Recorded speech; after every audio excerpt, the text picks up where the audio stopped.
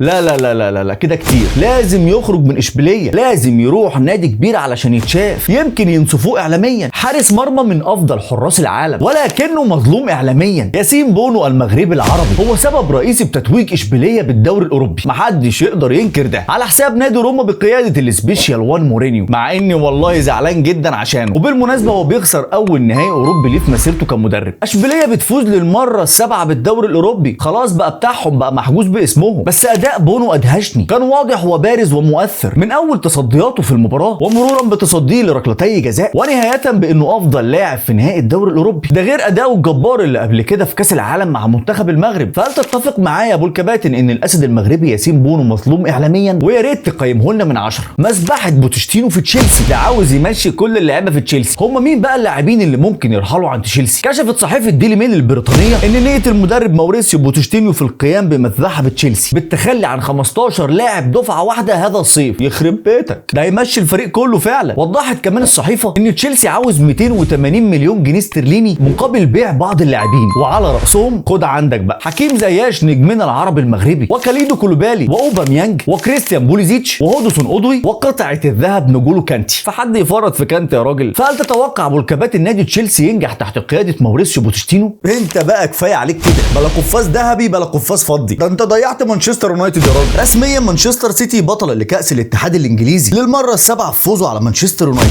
بص، هو في احسن لاعب في المباراه وهو جوندوجان، سجل هدفين على الطاير احسن من بعض، انما في نجم المباراه هو مين؟ شاطر ابو الكباتن، هو دخيا. لو كان مركز شويه بس كنا شفنا ماتش حلو. اما انت ما اقدرش انساك يا عم الناس، افضل مدرب في العالم، ولو فاز بدوري ابطال اوروبا اللي جاي هيبقى افضل مدرب في التاريخ. مانشستر سيتي في طريقه لتحقيق الثلاثيه، فاز بالدوري الانجليزي وفاز بكاس الاتحاد الانجليزي وفاضل دوري ابطال اوروبا امام انتر ميلان. فهل هيفعلها مانشستر سيتي ولا انتر ميلان ليه راي اخر؟ كميه اخبار تجيب صداع. انا عن نفسي بطلت اتكلم عن ميسي الا لو تصور بقميص الهلال او برشلونه، وقتها ابو الكباتن نطلع نحكي مع بعض. بس دلوقتي ممكن اقول لك ان رسميا سيرجيو راموس يرحل عن باريس سان جيرمان برساله ميرسي راموس، هكذا ودع نادي باريس سان جيرمان اللاعب الاسباني، وبرساله تحيا باريس، هكذا ودع المدافع الاسطوري باريس سان جيرمان. وجهه راموس ايه لحد دلوقتي محدش يعرف، ولكن في تقارير صحفيه اشارت انه جاي له عرض ضخم جدا. من مين؟ من السعوديه. اول ما اقول لك عرض ضخم يا ابو الكباتن اعرف ان هي السعوديه على طول، اخواتنا وحبايبنا وعلى راسنا. وتحديدا اشارت التقارير ان هو نادي الهلال. ورسميا برضو ريال مدريد يعلن عن رحيل ماركو اسينسيو عن الفريق بعد انتهاء عقده. اللاعب الاسباني في فريقين مهتمين بيه، باريس سان جيرمان في فرنسا واستون فيلا في الدوري الانجليزي. طب يا ترى اللاعب هيختار مين؟ انا اتوقع هيختار باريس سان جيرمان، اولا عشان الفلوس، ثانيا عشان يلعب دوري ابطال اوروبا اللي بيحلم اي لعيب ان هو يلعب فيه، يا اما ممكن يروح فريق ثالث خالص، وده اللي هنعرفه الفتره اللي جايه. فهل راموس هيروح السعوديه وهل اسينسيو هيروح باريس؟ ده اللي انت ابو الكباتن هتكتبوا لي في التعليقات. ايه ده يا غالي، انت بجد هتروح الاتحاد ولا ايه؟ جمهور الريال مش شايفك غير في ريال مدريد، كانوا نفسهم في موسم تاني اعجازي منك زي الموسم اللي فات كده. طب يا اخي كمل موسمين ثلاثه زي الموسم اللي فات بس. فابريزيو رومانو صرح ان نادي الاتحاد بيتوقع الاجابه النهائيه من كريم بنزيما في القريب العاجل، وقال ان من المفهوم ان العرض الرسمي يقترب من 100 مليون يورو في السنه مع العوائد، خصوصا وانه اخبر بيريز عن العرض في اخر 24 ساعه بس، فلخبط شويه خطط ريال مدريد في الميركاتو. فعاوز يغادر ريال مدريد من الباب الكبير، عاوز لما يرحل يكون فيه وداع يليق بيه، ما تقالش عليه بص ده رحل من نادي والنادي كان محتاجه وفضل الفلوس على النادي. فلازم نحترم الراجل ده اللي كان بيتقال عنه سيء في الانهاء وما بيعرفش يجيب اجوان، احد هداف الابطال التاريخيين، واحد هداف ريال مدريد التاريخيين، واحد هداف الكوره بشكل عام التاريخيين، فاز بكل شيء ممكن. فهل انت ابو الكباتن كمدريدي مع ام ضد رحيل كريم بنزيما عن ريال مدريد؟ ايه هو الرقم القياسي لصلاح واللي فشل هالاند في تحقيقه؟ مفيش حد على وجه الارض يقدر ينكر ان الراجل ده تألق جدا الموسم اللي فات وحطم الارقام القياسيه كمان. بس خد تعالى هنا، فشل هالاند في تكسير الرقم القياسي الخاص بمحمد صلاح كاكثر لاعب تسجيلا للاهداف بدون ركلات جزاء في موسم واحد في الدوري الانجليزي. سجل هالاند 29 هدف بالاضافه ل7 اهداف من ركلات الجزاء، طبعا احنا بنتكلم في بطوله الدوري بس. وكان صلاح سجل 31 هدف بدون ركلات جزاء في موسم 2017 2018، وطبعا متساويا مع لويس سواريز واللي سجل نفس عدد الاهداف في موسم 2013 2014. صلاح في الموسم الحالي 2023 يعتبر من اسوأ مواسمه مع ليفربول، وسجل 19 هدف مع ليفربول في الدوري الانجليزي وصانع 12 هدف. فهل تتوقع ابو الكباتن محمد صلاح يعود للمنافسه تاني مع هالاند على هداف الدوري الانجليزي؟ الحارس المصري عصام الحضري، والسعودي محمد الدعيع، والعماني علي الحبسي، والمغربي ياسين بونو، كلهم حراس عمالقه طبعا. فبرايك يا ابو الكباتن من هو افضل حارس مرمى عربي في التاريخ بالنسبه لك؟ وبس كده، شكرا ليكم جدا على المشاهده، اوعى تنسى اللايك الفولو والاشتراك علشان يوصلك كل الاخبار الجديده، واشوفكم الحلقه الجايه.